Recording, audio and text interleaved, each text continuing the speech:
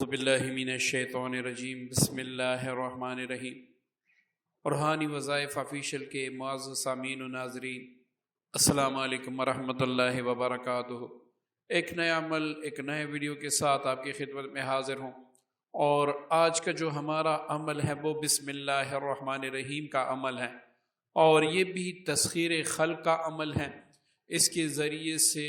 آپ لوگوں کے دلوں میں اپنی محبت، اپنی عظمت پیدا کر سکتے ہیں، اور ایسی محبت بھی نہیں کہ ایک دن کے لیے یا 2 دن کے لیے ہو، ہمیشہ کی محبت آپ ان کے دل میں پیدا کر سکتے ہیں۔ اس سے پہلے کہ میں آپ کو وظیفہ بتا دوں، آپ 2-3 باتیں میری سن لیں تاکہ آپ کو وظیفے کا مزہ آ جائے، اور اس کے بعد پھر آپ اس وظیفے کو قطعا نہ چھوڑیں اور بڑے بڑے وظائف سے آپ کو نجات مل جائے، بس ایک وظیفہ آپ کے لیے کافی ہو۔ معزز سامعین، کچھ لوگ دنیا میں ایک اچھا مقام رکھتے ہیں، لیکن اس کے باوجود بھی لوگ اس کو توجہ نہیں دیتے،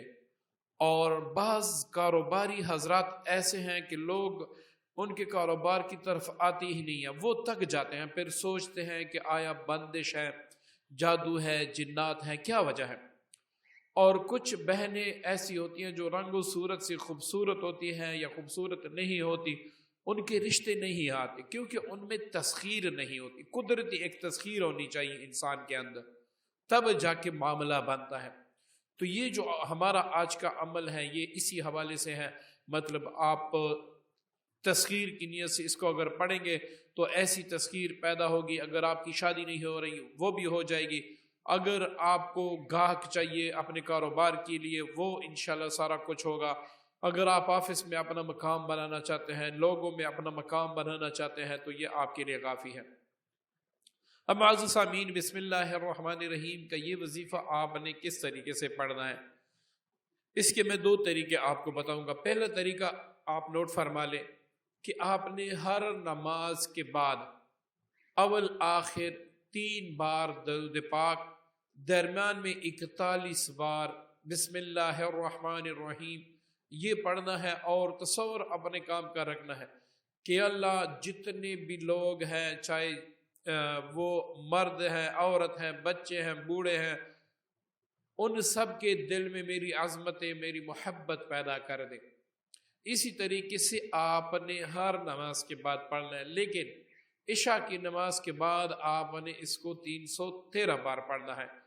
وہ لازم نہیں ہے کہ آپ عشاء کی نماز کے بعد فوراً پڑھیں گے، آپ جب رات کو سونے لگے اس وقت کریں، تو انشاءاللہ اس کی برکت سے 2 سے 3 4 5 7 دن کے بعد پھر انشاءاللہ آپ اس کا کمال لیں گے۔ سوال ہی پیدا نہیں ہوتا کہ آپ کے اس وظیفے میں اثر نہ ہو، کیونکہ بسم اللہ الرحمن الرحیم قرآن پاک کا جز بھی ہے، اور اس کے بیس سے لے کر الناس تک قرآن پاک شفا بھی ہے، اور جلال بھی ہے، جمال بھی ہے۔ تو سوال ہی پیدا نہیں ہوتا، آپ کا یقین کامل ہونا چاہیے، پھر آپ کمال دیں گے۔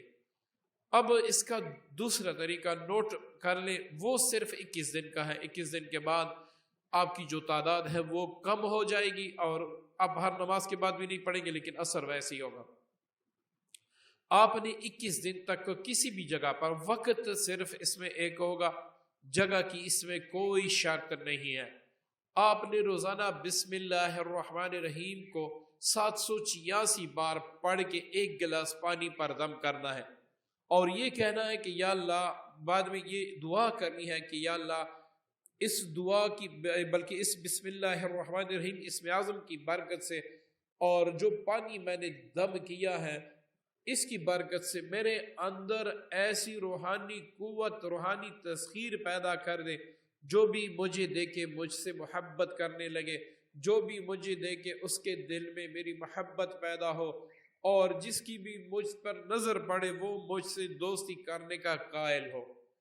اسی طریقے سے آپ روزانہ وقت کی پابندی ہوگی، جگہ کی کوئی پابندی نہیں ہوگی، آپ 786 بار پڑھ کے دم کرتے رہیں گے، اور پانی پر پڑھ کے دم کریں گے اور پیئیں گے۔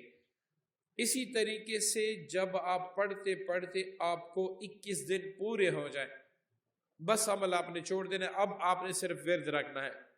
وہ بہنیں جو اگر یہ وظیفہ کرنا چاہتی ہیں اور ان کے ناغے کے دن آ جائیں تو وہ دن اس میں شمار نہ کریں، جب پاکی آ جائے تو اس کے بعد وہ دن دوبارہ سے شمار کریں۔ یہ وظیفہ 21 دن مکمل کر لینے کے بعد، اول انشاءاللہ آپ 3 دن کریں گے، آپ کو مزہ آ جائے گا، اس کے بعد 21 دن تک مکمل کریں گے تو پھر تو آپ سوچ ہی نہیں سکتے کہ کیا کیا کرامات، کیا کیا معجزات ہوں گے۔ اب آپ نے روزانہ اس وظیفے کو صبح و شام، بس صرف صبح و شام 21 بار پڑھنا ہے۔ اپنے کام کو، اپنی جو حاجت ہے اس کو تصور میں رکھ کر آپ پڑھیں، مطلب آنکھیں بند کر کے آپ نے پڑھنا ہوگا۔ اب معزز سامعین، ہم کچھ لوگ کہتے ہیں ہمیں فلاں وظیفے سے فلاں وظیفے سے ہمیں کچھ نہیں ملا، تو وظیفے سے ہر چیز ملتی ہے، ہر چیز انسان پا لیتا ہے ان وظائف سے، کیونکہ یہ اللہ تعالیٰ کا کلام ہے۔ آپ جھوٹے ہو سکتے ہیں، میں جھوٹا ہو سکتا ہوں، لیکن سوال ہی پیدا نہیں ہوتا کہ کلام پاک کبھی جھوٹا ہو۔ اور یہ کس زبان مصطفیٰ صلی اللہ علیہ وسلم پر جاری ہوا؟ اب آپ خود سوچیں کہ کبھی بھی کسی بھی وظیفے میں، چاہے جتنی بھی تعداد ہو، چاہے جہاں پر بھی آپ پڑھیں، کبھی جھوٹا نہیں ہو سکتا۔ بس ہمارے یقین اور ہمارے دل کی بات ہوتی ہے، ہم ہر چیز تجربے کے طور پہ پڑھتے ہیں کہ آیا یہ ایسے ہوگا یا نہیں ہوگا،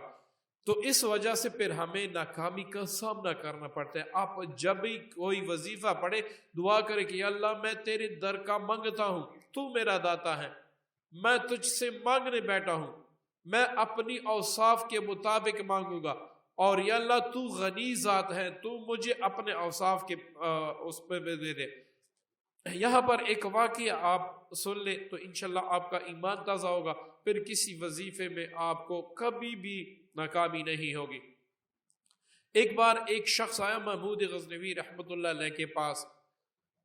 اس شخص کو کسی حکیم نے بتایا تھا کہ آپ تھوڑا سا شہد کھا لیں تو انشاءاللہ اس سے آپ کی شفا ہو جائے گی۔ تو ایاز نے ان سے پیالہ لے کے محمود غزنوی کے پاس چلے گئے کہ باہر ایک شخص آیا جس کو حکیم نے شہد بتایا ہے، وہ بیمار ہے تو تھوڑا سا شہد دے دے۔ تو محمود غزنوی نے